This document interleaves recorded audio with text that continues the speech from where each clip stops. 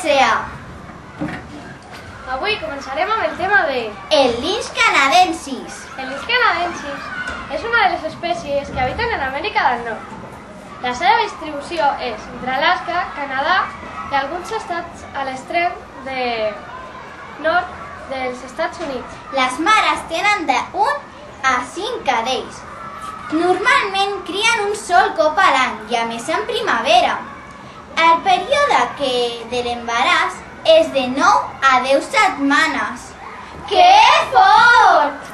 Aquest felí és gran entre els gats. Alcança una longitud de 1 metre amb 2 centímetres de llarg, amb una cua curta de 10 centímetres a 25.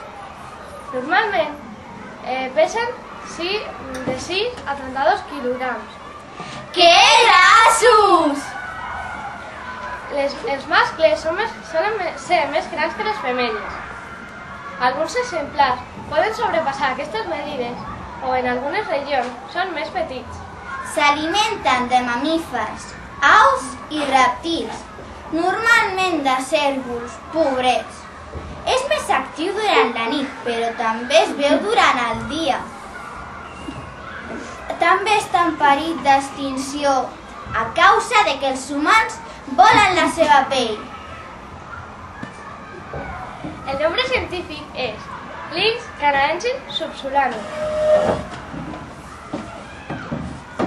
I aquí acaba la descripció del linx canadensis.